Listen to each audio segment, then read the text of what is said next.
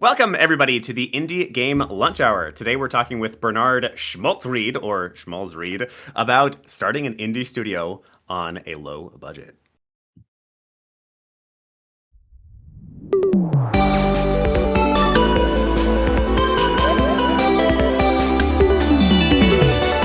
The Indie Game Lunch Hour.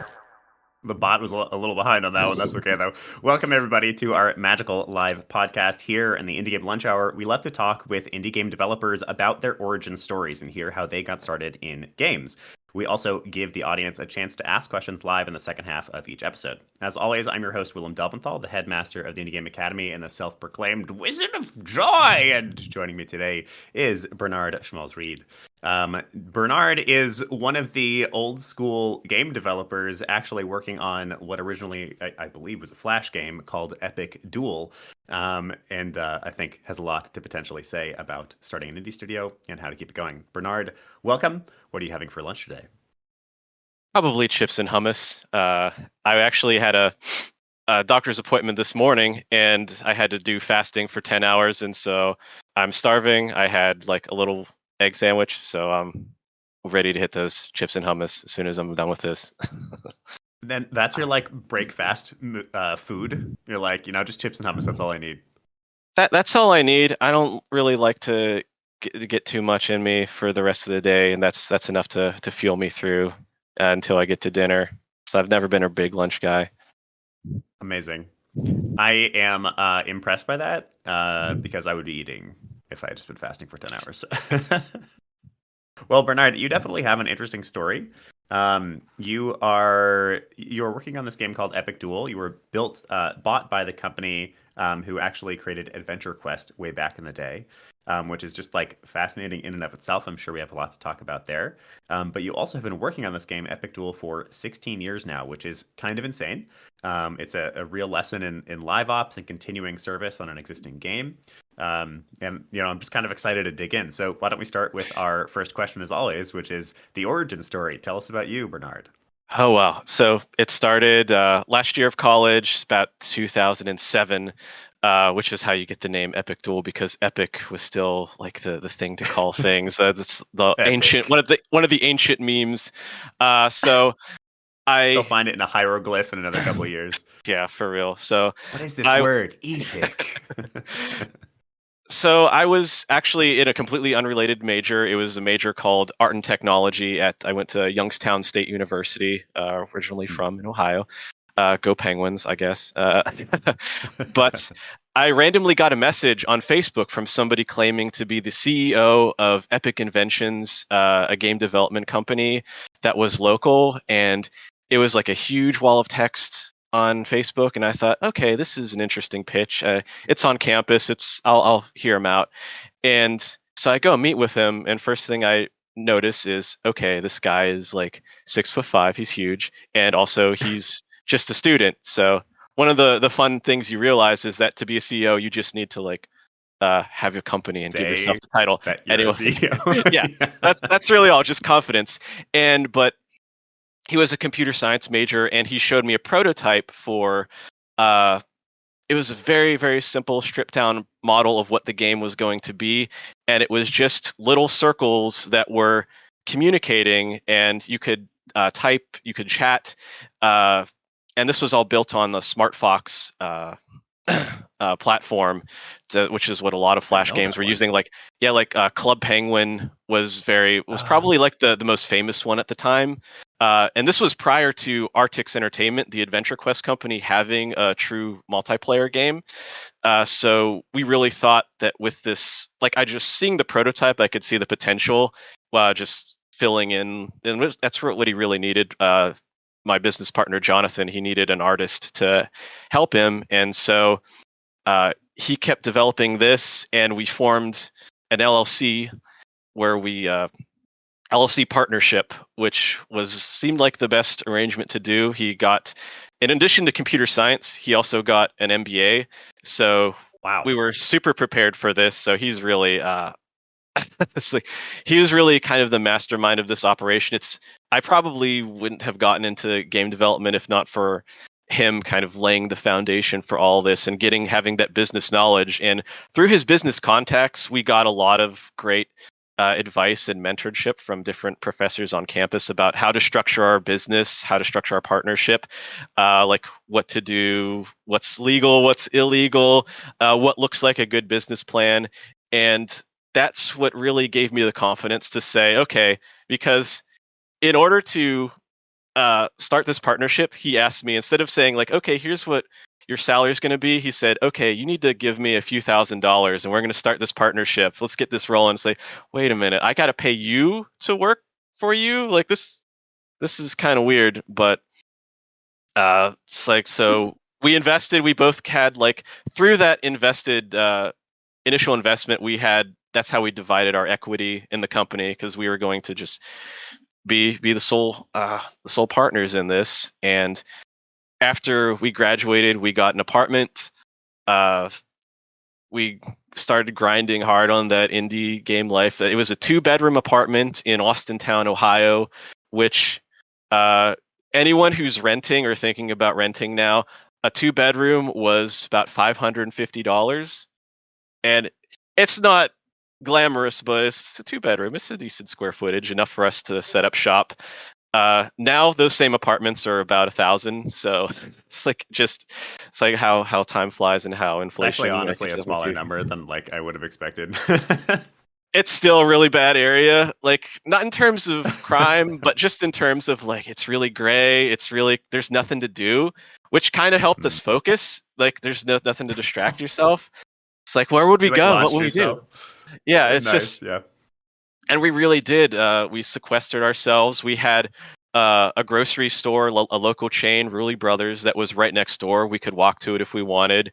They were really cheap. Everything was super cheap. So it was very easy at first to budget our finances and keep things from getting out of control. But fortunately, before we stepped into this, we were very honest with our finances. Okay, and started thinking of what's everything we could possibly need to pay for. What's our rent, our utilities, equipment? What can we expense to the company? What are we going to need to pay out of our own pocket? We actually opted for health insurance. This was before ACA, so we were paying like ridiculous rates. That was probably one of our biggest sticker shocks. Like, oh, holy crap! Like, insurance is expensive. That even were definitely useful, and you've definitely taken full advantage of. Oh yeah, like it was great to finally get onto company-sponsored healthcare and not to pay for that anymore. Yeah. Because just seeing the year over year, like the first year it was reasonable, then the next year it goes up 30%, and we're immediately on the phone with the company like, hey, like what's going on? Did we miss something? And they said, no, it just does that. It's just like that. It's like, so it just goes up 30% every year? Yeah. Yeah. It's crazy. Healthcare is like one of the most stressful things about being self-employed or starting your own business. Like, it is a huge pain. It is always incredibly expensive. And even if you pay a lot of money, you're getting terrible coverage. Like, I hate it. Anyway, yeah, that's not what the topic is about, but right. But it is an important thing to consider, because it's like, I think having gone through all of that, like super budgeting and like spending as little as possible, like knowing when to spend the money and when to splurge a little bit and when to cut back on, like, that's pretty important, because you don't want to deprive yourself too much, and you don't want to expose yourself to a risk. So by foregoing healthcare, you like run the risk of, like, if anything happens to you, like, what if you like trip and fall? Like, what, even if you're not driving, what if you trip and fall off the balcony and hurt yourself? Like, what if you, like, it's just a million things that can happen, and those could really like just cripple you. Literally. Yeah, like I recently had surgery for a retina detachment in May, and just seeing like what it cost to repair and the recovery time on that, like, I couldn't even imagine having to like take off for several months and delaying development. Like, that could have crippled our project if we had any delay like that. And so yeah, it's definitely something. Even if you are young, we were about 23, 24 when we started this. So it's like we were like healthy young dudes. We got nothing to worry about. But still you don't want to expose yourself to that risk. So that's an important consideration. But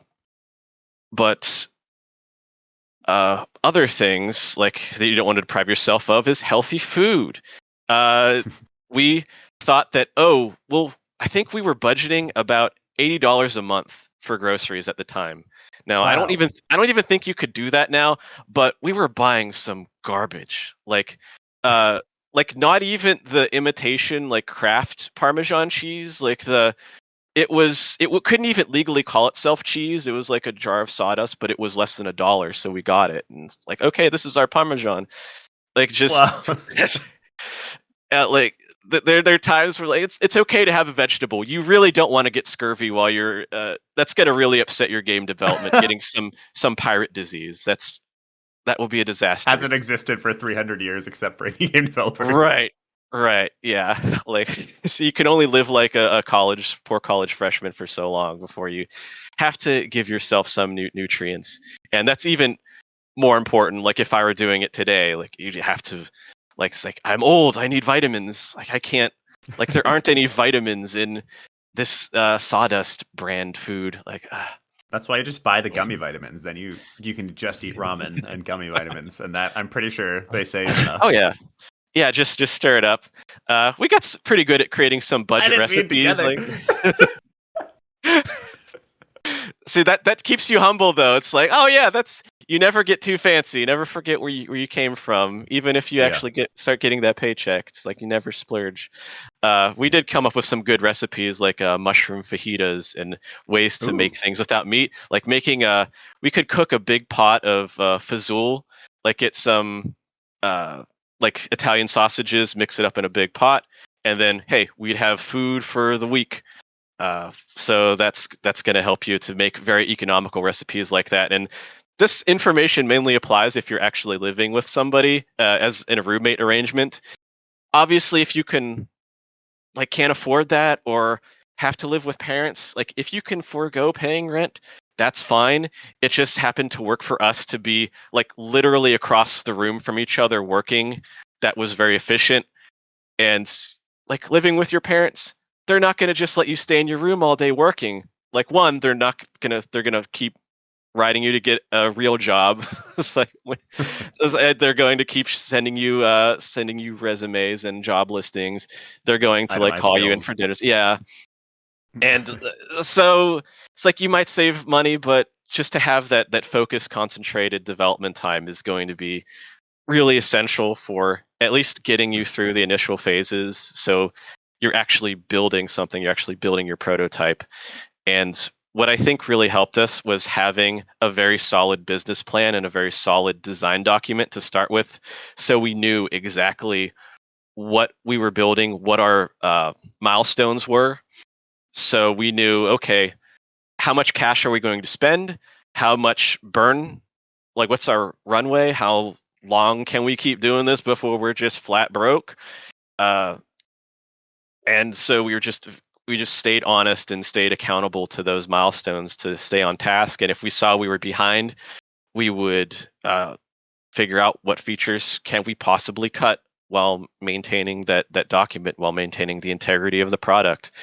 And that really helped us to keep our eyes on the prize, because it's like when you get into those lean months, we started with $10,000. That was our total everything. And you could live for a decent amount of time in Austintown, Ohio for 10,000. Even it's like maybe even now, perhaps not as long, but you start to see, because while you're developing, you don't have income, you don't have any money coming in, so there's zero cash flow. You're just spending money and seeing it go out more and more. You have our main programmer Jonathan, his computer died, and we had to figure out a replacement. It was a top of the line Dell, and it just kept breaking because something was wrong with the hard drive. So we had that hurt us on time, that hurt us on cash. So you just see that money depleted, and it starts to get scary during the lean time. So we had to constantly focus on hitting those milestones. And fortunately, we set some really nice markers of we had some conventions that we were attending, some local conventions, which I knew the person running it. It was a Screaming Tiki convention. It was just a local con. But because I knew the guy operating it, we were able to get free booths there and we were able to show the game. So that motivated us to have a working demo. So we couldn't just, because it's very tempting when you're just in that dev mode, dev life environment, just, well, let's just iterate forever. Let's just keep experimenting and just play around. But when you actually have to have a product to show because people are expecting you, it's a lot of pressure, but it does force you to have a deliverable, and that you can just keep building on that. And it's something to show people and get people interested. So this is like already a really fascinating story. I think, we're talking about the beginning of time, kind of. We're talking about, before Lavos entered the Earth, which is super fascinating and really cool to hear about. This is the Adventure Quest, the Club Penguin, the EpicDuel era. Tell us, though, I think a lot of people are going to be really fascinated by the fact that you guys got purchased. And then about the fact that you have now continued to work on the same game for as long as you have, because 16 years is now quite unusual, actually. There's not that many games that last that long. So tell us a bit about the buyout, and then tell us a bit about what it's like to develop for this long on the same game.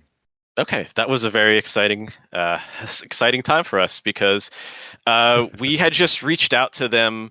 We had reached out to Artix Entertainment, the Adventure Quest company, once when we were still in the middle of development, didn't have a lot to show.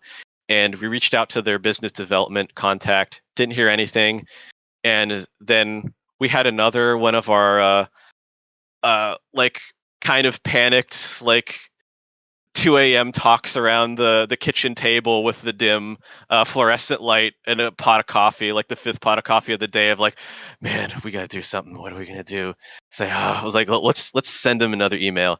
And so we sent them another email. And this was around when they had launched their flagship product, Adventure Quest Worlds. This was their massive multiplayer MMO. And they had made a post about how they were having trouble integrating PvP. And our game was focused purely on PvP. We thought, okay, now we have an angle. We're not just random people presenting a random product. We actually have something that might interest them. And it's made in Flash. It's could fit well into their family of products. We didn't really approach them with a specific buyout idea. We just wanted to start the conversation. So sent the email, didn't hear anything back for a little bit. Then finally heard back, got a call from their business development guy, and he called and said, "Okay, what do you want? What do you want? What do you want to talk about?" Just kind of "Okay, who are you guys? What do you Are you for real?" And we told them who we were, what we were doing, gave them links to check out our product. So they he took that information to the CEO and the rest of the company, and so it's from what they tell us, they played the game, they really thought it was something interesting, thought it was cool, really liked it, and we started talking, got into more serious talks with their CEO and their business development guy, and finally they approached us with an offer. We're going to buy out your company, you're going to stay on as developers, you're still going to work on the game, but we're going to pay you in salary now, so you won't have your LLC will be dissolved. You'll be working for us. You'll be building the game for us. So now you can buy name brand vitamin gummies. I know we can buy real cheese. Amazing. Our lives are about to change forever. So that was exciting. And I remember the conversation vividly because we were moving from Austin town to Columbus. That day we got the phone call. So everything is out of the apartment. It's as bleak as could be. There's just the router, the crappy Comcast router sitting on the floor, it's all bare, and we're just sitting on the floor having a a group call with the CEO of this company, deciding our fates as we're about to move to the capital of the state. And from there we got formal contracts. We had a lawyer look them over because never trust anyone, even if they seem very nice. Always like get a lawyer. yeah, like lawyer money is temporary, but a bad contract can be forever. So it's worth it, even if it's like I think our guy, we got him for, I don't think it was more than 1,000, because he was uh like Jonathan knew him from the MBA program, and we just told him, okay, here's how much money we can give you. What can you do for us? And he worked with us, and he redlined a few things and said, okay, like, because mostly when you get a contract, it's going to have some boilerplate nonsense that's not really relevant to you, or can seem kind of fishy. So it's good to either have that, just strike it, or Yeah. uh, yeah. So sign the contract. Always get a lawyer. A side tidy story for you. I met a dude at KublaCon this last year who had to legally change his name because of a bad contract. That is a real story. He had his Yeah. name stolen by a publisher. That actually happened to somebody. That is unusual. You know, like, look for publishers and stuff. It can make your life amazing, but there are people like that out there. So get a lawyer. Yeah. Unfortunately, I don't think it could have really worked out any better. Like, they were really chill, really cool to work with. They were uh kind of weird that we asked for a lawyer, because I think they thought like, oh well, why don't you trust us? But honestly, if somebody like runs away, if you say you're going to have a lawyer review the contract, then it's probably not worth working with them. But Yes. they they agreed to our modifications, and it all went through. We signed it. Then we flew down to Tampa to meet with their team and work on integrating the game, because they were in the midst of unifying all their different projects at Artix Entertainment under a master account system. And so we were moving down to integrate with them. Uh, and so we got to work with them. So there's a lot happening.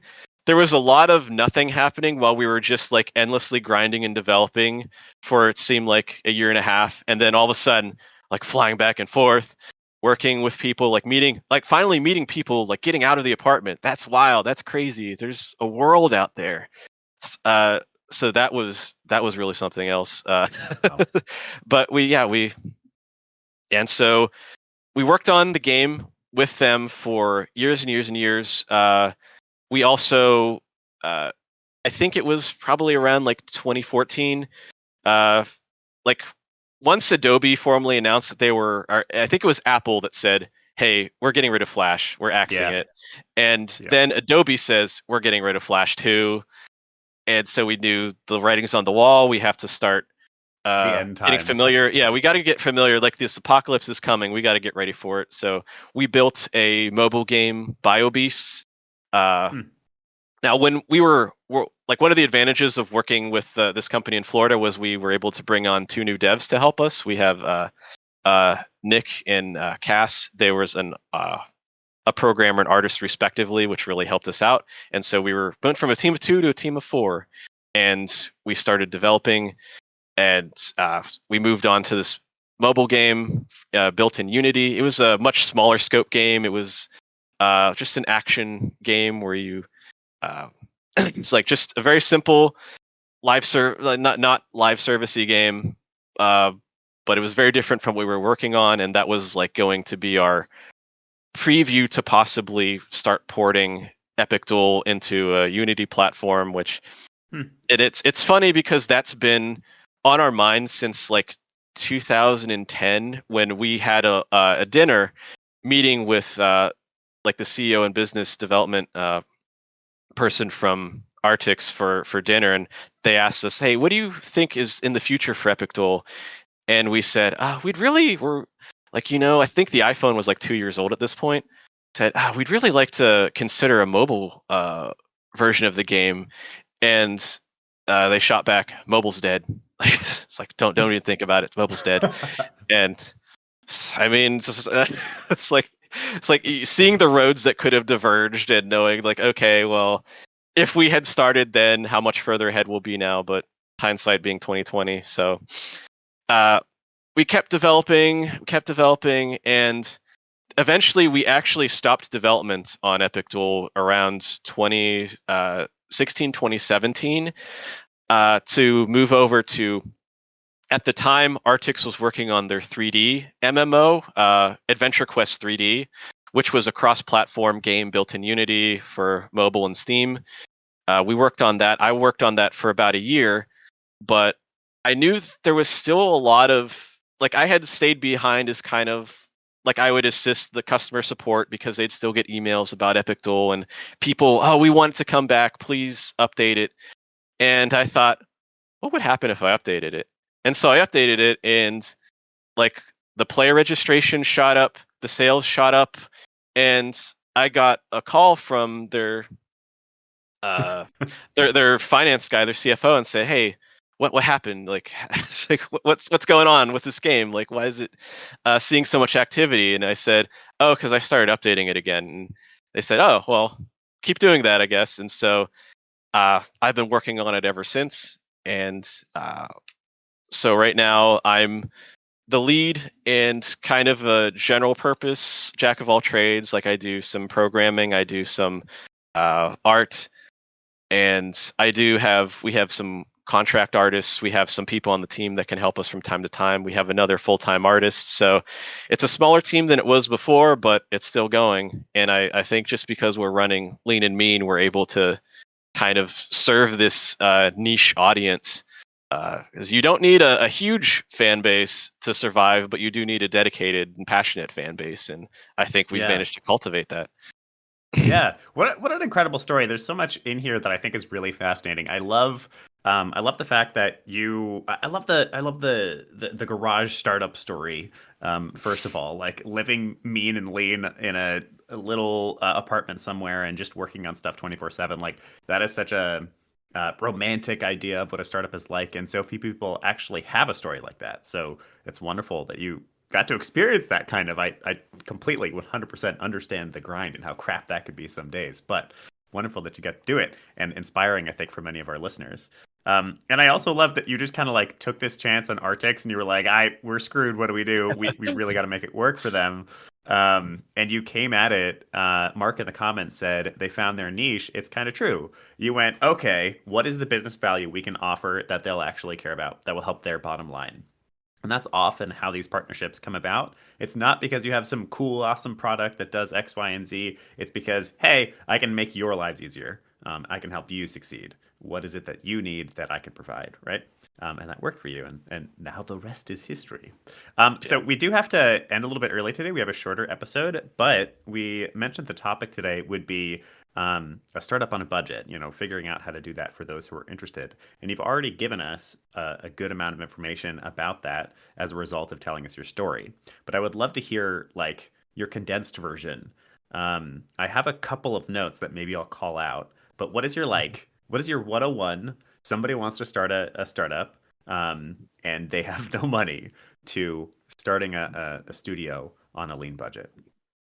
Okay, if you have no money, so $0. Like we were very lucky, very privileged to have that initial startup capital. So and it's like one of the ways we were able to get that capital was from student loans. So say I had taken a few $1,000s to buy a laptop, or no, it was a desktop computer. Your startup? Yeah. This was not for the startup, but just like how we ended up having money because my business partner, he went to graduate school, and so they let you take out more loans, and so he used his student loan money as some of the startup funds, which Wow. is a risky move. You really have to you're borrowing against your future self, and once that timer kicks in, I think it's like 6 months after graduation, you got to start, that interest accumulates, you got to start paying it back. So we really had a kind of a brutal ticking clock on making this work. And we kept having conversations about, so what do we do if this fails? And we would just say, like, it's not going to fail, it has to work. And I think that delusion, that shared delusion kind of helped us through those tough times. But if you have $0, if you're living somewhere, it's like one of our secrets also was that when we first started, I had a full-time job, so I was working as a graphic designer, and I didn't quit until about 6 months into it, so I did have some kind of income at the time. and it was really tough to give it up. It was really tough to break away. My business partner, had done web design for a company, and so it was a jewelry company, and so if they needed some help on the website, he could get a few $100s from a contract. So we did have some money coming in up front, and there was a little bit of time before we had to like completely buckle down and start grinding away. But I recommend like looking up how much it is to start an LLC if you really want to make the studio happen. It's like how much it will be. Like if you can get a friend or family loan, like doing all this stuff with no money whatsoever is going to be very hard. It's going to cost money if you want to have a legal entity that's going to protect you. Because you can work at home, like unofficially with friends, and just, hey, this is kind of something we do in our free time. But when that hobby, if you want that hobby to become your full-time job and become serious, I really feel it's essential to like create a real entity around it. Otherwise, people, they get bored, they back out, they get distracted. Sometimes they just disappear, especially if you're working with somebody remotely and you don't check in with them all the time. You can lose track of that. So that's a big risk. So you can do it for no money and just like develop a indie dev group from game jams or from your college or from just people or even people you meet in this Discord. Like Discord's great. We didn't have that in 2007, like a live venue to like find people, like-minded people. We just had to randomly happen upon each other on like Facebook messages or just see somebody's artwork. Yeah. Yeah, so jealous to have this back when I was doing the thing. I feel like there's a lot. I think there's three main takeaways maybe that I can throw out for a budget approach to starting a studio from what you taught us today. The three I would like to propose, you tell me, Bernard, what you think of this, is number one, get creative about funding. So you found funding through student loans. Interesting, careful. And then also just through contract work. I too, when I started my first startup, which did remarkably less well than yours, I was doing the same thing. I was just contracting for other people. I was working on apps for other people. The main way that I took in money was just doing small bits of work wherever I could. And then I was working on my project. Number two, budget aggressively, which is something I think is like the unglamorous side of starting a studio, but is so critically important. I love that you were really sitting down and looking at like, okay, what can I afford? Can I do health insurance? I'm glad you said yes. Please insure yourselves, people. I know it's expensive. You're looking at how you could save on food. Please take care of your body. You're just looking how to make it realistic. And then number three, I would put forward, don't take on debt. No. There's a whole mindset that like, if you burn your ships, there's that whole story of like, who was it? Oh, it was Cortez. Never mind. I don't like this story. I don't want to talk about colonizers. There's a whole like mindset that if you burn your ships, there's no escape. I'm doomed if this doesn't work. That it'll push you to succeed. And there's some truth to that, but I think the failure state just can't be like financial ruin. You can't put yourself in a position where there is no recovery if it does fail. But you can definitely, light a little fire under your butt. Yeah, for sure. Like, I don't advise doing exactly what we did. It's like, it was very bleak. Like, we budgeted perhaps too aggressively, and taking on debt to finance it is like not, I was like, obviously not recommended. But yeah, that's the approach we take. And maybe it was a little overconfidence on the part of like, and that kind of helped me, seeing that Jonathan, business partner, was so confident in the product that he was willing to take on all of this debt to like finance it and put so much on the line. I thought, okay, this guy isn't going to flake.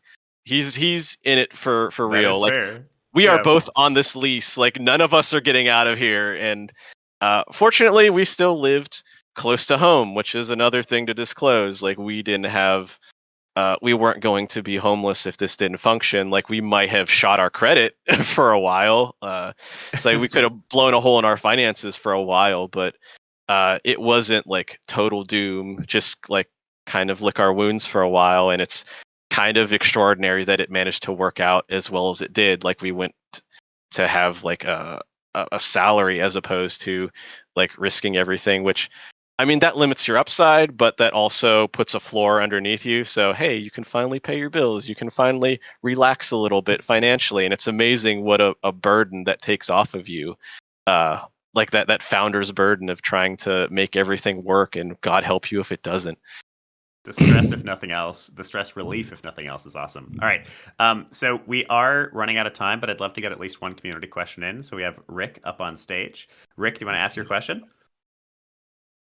Yeah, I'm really loving your story. There's a lot of very relatable elements that you've talked about. But a lot of us want to live the indie lifestyle and, make our own games. So I'm wondering, you got acquired by this other company. What kind of benefits do you feel from that? Like, how is the work better because now you're associated with the company that bought you? It's better having the security, having like obviously you have a salary, you have benefits in the form of literal medical benefits, so that was huge. Uh, we had access to other devs if we needed an artist, if we needed a programmer. We can also had people we can just ask like, hey, what do you think about this feature? What do you think about this code? Just having other uh, ideas to bounce off of. Because eventually we did move into the workspace and we were working in the office down in Tampa. We moved our whole operation, and so I don't think we could have built the game into what it is now without that those resources. And we maybe could have succeeded if we weren't acquired. We were certainly prepared to just grind it out for a little while longer, but probably the unspoken aspect we got access to was their network and their marketing, because we severely underestimated how hard it is to market. Even in 2007, it was just very, very hard to market the game. No matter how confident you are in the product, getting people to care is just can be insurmountable. And so they were able to leverage their marketing resources to get our game in front of people. And because our game was so similar to their other family of products, we were able to direct them towards ours. So we had a built-in audience that we were able to turn like thousands of people who may not have seen it otherwise to just look at our game without just throwing money into the eternal pit of Google AdSense.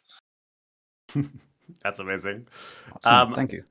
Yeah, absolutely. So I am going to have to end the episode. I'm going to have to bring this to a close. It's kind of sad because I'm having like a great time hearing about this historical piece of data. So before anything else, though, Bernard, we love to ask for a piece of homework. So is there anything that you could assign to our audience, something they can do in the next week, just in an hour or two, to sort of practice some of what you're talking about here? Well, you can start, if we're talking about learning how to develop on a lean and mean budget, uh, really assess all of your expenses, try to figure out like your minimum living expenses, figuring out what you can ditch, what you want to keep. Do some research into forming an LLC. And if you're not already familiar with it, because there's a lot of benefits to it, especially if you want to work with somebody else, which some people can do the solo life. I'm not equipped to do that. I had no brain for programming at the time, so having somebody who could do that and somebody with a business brain was amazing. And being able to talk business language is a huge benefit when you're reaching out to other companies, if that's something that you want to do, because there is a unique vernacular for communicating with business people. It's like it's just things to get their attention. So that's a huge Love that. thing that I think a lot of indies people who start in game dev, they just don't think that it's going to be necessary. Yeah. Or They just start going, and then they're like, "Oh, shit, I'm out of money." yeah, So your homework for the next week, post it with the hashtag IGLH homework and tag us on LinkedIn Yeah. about it, is to create a budget for indie studio. Wow. All right, Bernard, it has been a wonderful episode. Thank you so much for being here. I feel like we're gonna have to have you come back on at some point. It's just cool to hear that'd be this great. story. Absolutely. Thank you, everybody, to listening. If you enjoy this episode, as always, we ask that you send it along to just one other person. Those who ask questions, thank you for asking questions. And we'll see you all again next week, 12 p.m. Eastern Time, here in our Discord. Thank you. Thank you. Have a Take good day. care. Goodbye. Goodbye. You too.